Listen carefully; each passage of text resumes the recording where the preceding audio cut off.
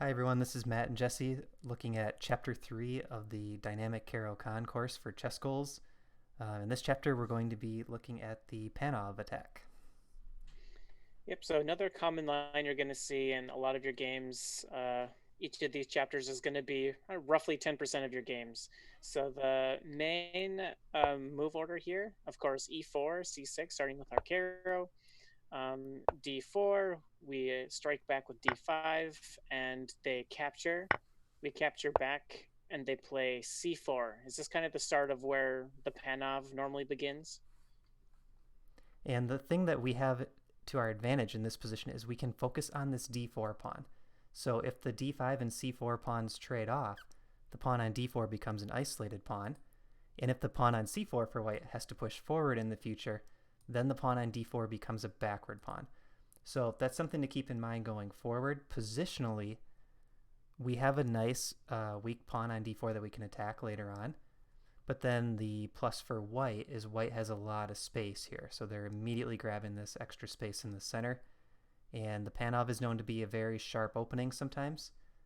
So what we're looking to do in this chapter is play a solid system that doesn't allow our king to get attacked real quickly. But also we want a dynamic system similar to our other chapters where we're able to put the pressure on white or at least have like a coherent, consistent plan that we can develop pieces in a certain way to attack white's weaknesses. So the move order that I recommend in this chapter is knight f6. This is the most popular move. And most players will play knight c3, but we will look at a knight f3 line towards the end of this chapter. And now here, in my chess career, I've played quite a bit of g6 on this move instead of knight to c6. And I almost wrote a whole chapter on g6 for this course, and I just wasn't quite happy with the lines. I think with best play, it's a bit complicated because white can end up taking on d5 and they can hold that pawn quite a while. This is something that Jesse and I have looked at in person going over some Carolines. And haven't you had some similar thoughts on this line, Jesse, when they grab that pawn on d5? Yeah, so I kind of got into trouble in one of my standard games actually, where they captured this d5 pawn at an inopportune time for me, opportune time for them, and they really just kind of held on to the pawn. Luckily for me, they didn't play in the most like in the best way to really hang on to the pawn. But if you play this early g6 stuff, it does allow them to capture the pawn and hang on to it in some lines. So and I also found those positions really hard to like force anything. It was just like such a balanced equal position that there really wasn't anything to really do other than hope your opponent drops a pawn or something. So I like getting to the knight out to a nice aggressive square with the g6 lines. A lot of the time you're going to bring your knight to the more passive d7 square and then maybe kick it to b6 in some lines.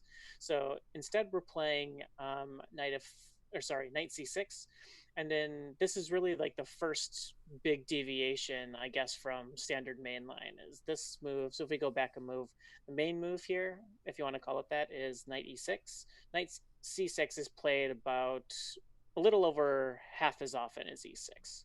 Okay, and I'm looking at the club players, and knight c6 is the most popular move. So I think that shows a little bit of a difference of what you see at the grandmaster level versus the club level. Um, so we're going with a line that's going to be a bit rare on the next move, and this is what I'm pretty excited about. So let's go with the most popular move for white here, knight f3. And this is after a lot of research. I found this move a6. I'm not sure why it's not more popular because it doesn't score that poorly. It actually scores pretty well, and the engine likes it just as well as the other moves, it seems. What I really like about a6 is not only is it a rare move, but it puts the question to white. What do you want to do with this c4 pawn? And this is what we're going to focus on in this opening. Once we figure out what happens with the c4 pawn, then we figure out how we attack the d4 pawn. The other nice thing about a6 is it guards the b5 square. So oftentimes in the Panov, you'll see their bishop come to b5 or their queen come to a4 with check. Now we have the a6 pawn guarding b5, and we also have the potential to play pawn to b5 in some lines if the white queen comes out to a4. So this is a very useful move. It's a bit of a waiting move here. We're trying to see how white sets up, but it also keeps white from getting a really strong attack on the queen side. And it eliminates a lot of the really forced lines that you see in some other Panov variations. So I'm really excited to show this move A6. Yeah, this A6 if we go back another move. So I'm looking at the Masters database and there's about 2,000 or so games here. And A6 is played in 20 of them. So we're very much in like not uncharted territory, but territory that hasn't been too charted. I don't know the Close to it, yeah, yeah, close pretty to. close to it. And so I feel like the game is again in our court, which is kind of a theme of this repertoire. Is we want to make sure we're more in book than our opponent. And here we're going to go over 4 different alternatives for what you're going to see in most of your games. So do you want to start with C takes first? Yeah, so I'll show the 4 just real quick with arrows. We're going to look at c takes d5, bishop to g5, pawn to c5, and bishop to e2. So those are the 4 moves we're going to look at. We'll start with the most common and the most straightforward, c takes d5. So in this position, that's probably the strongest move. In this position, we really only have one move to play. Knight takes d5. And now that we've figured out what white's doing with this pawn on c4, we realize that we have an isolated queen pawn position with this pawn on d4.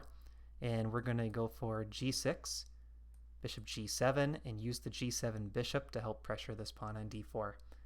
And we also have the light square bishop ready to come out later. Either it can go to f5, g4, or even e6. Yep, and a lot of time in these isolated queen pawn types of games. So there's a lot of written about isolated queen's pawns, but in general, this knight right here is very happy if it can blockade the pawn and not allow white to kind of push down and really use that isolated pawn to either sack it off or get us into a weird position where it opens up lines and gets an attack. So we'll go over that a bit more, especially at the end of like in our plans at the end of each line. So white starts here, bishop c4 attacking our knight, and we need to add a defender to that knight. So we're going to play the natural bishop e6, defending the knight and developing a piece. But this is also, yep, allowing this tactic here. But it's also a bit of a unnatural, like it's both natural and unnatural because it's not a super common square to bring your bishop. Yeah, and this is a move that I'm recommending quite a bit in this chapter. What I like about it is we're taking this position that has the IQP and we're adding some tactics, we're adding some chances for white to make mistakes. So right here with bishop e6, we're already threatening knight takes c3. And if white decides, oh, let's just simplify on d5, all of these trades will help us against the isolated queen pawn because then we can just bring our rook behind to d8. Our bishop is still coming out to g7, hitting d4. And really that makes our life easy if these pieces start to trade off. So bishop e6 is also setting up some trade offers for white. So in this position, there's really 2 moves that I looked at, bishop to b3. And we'll see a large blunder here that's very common, queen to b3. So what do you want to start with, Jesse? Bishop b3? Let's start with bishop b3. So I think this is the strongest move. It puts the bishop back onto a safe square. So the bishop is defended by both the queen and the pawn on this square. Yeah, so if we take on c3, we're not winning any material. And here the move I'm recommending is knight to a5. And what I like about this move is, again, we're playing very aggressive, right? We're attacking white's position, making white think about tough choices. So does white want to give us this bishop pair with knight takes b3? And also we're kind of utilizing this a6 pawn guarding b5. So if there's bishop a4 check, we can probably play pawn to b5 and very easily stop it. So very quickly in the opening, we're already putting some pressure on white's position. This is the most popular move, bishop to c2. And now, how do you think we should get this bishop out, Jesse, from f8?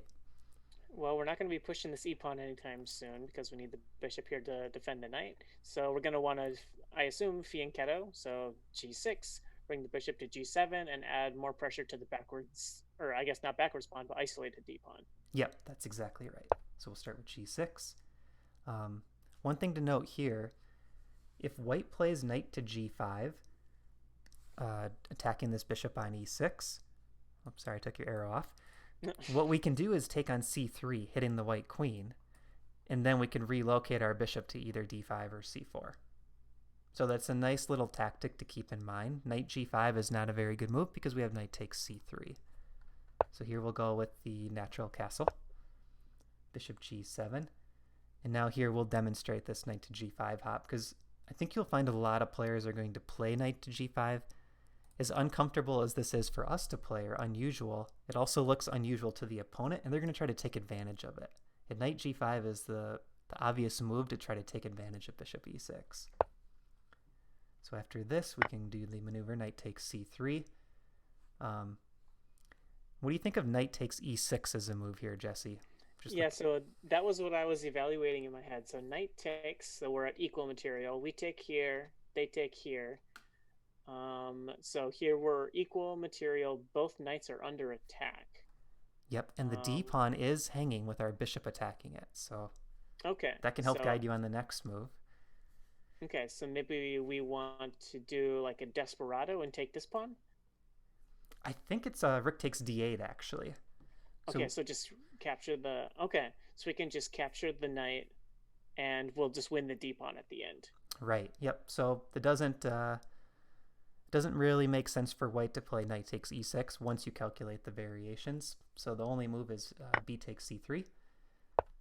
Now we put the bishop on d5, and our bishop is a really strong piece. It's hitting these both diagonals. This pawn structure for white, these are called hanging pawns. So that's when there's two pawns side by side and there's no pawns on either side of those two. And the best way to attack hanging pawns is actually to get one to push forward. So when they're next to each other, they're at their strongest. When one pushes forward, then what you can do is blockade them. So we're already setting up a really nice blockade here. And I think we have a nice position. And then the plan going forward is going to be castle, put a rook on c8, kick this knight out with h6, and then we can use these center pawns as targets, playing against them on the light squares. One move I see here for white is what happens if they go bishop e4 to trade off the light square bishops. Do we just take and plop a knight in? Because that's a pretty juicy square on c4. Yeah, I think we could take, or we could also let white take us. So similar to when there's an isolated queen pawn, when there's hanging pawns, the trades usually help the side that is attacking the hanging pawns, because it helps us put the rooks and the queen in front of the pawns, and they just become a little harder to defend. Yeah, in general, the isolated queen's pawn is going to be dynamic in the middle game, but pretty weak in an end game. So trade should always favor us. So that's a good little tip in the isolated queen pawns to keep in the back of your mind as you navigate middle games. Yeah, and almost all the rules for isolated queen pawn are true for hanging pawns as well. Like they really go hand in hand.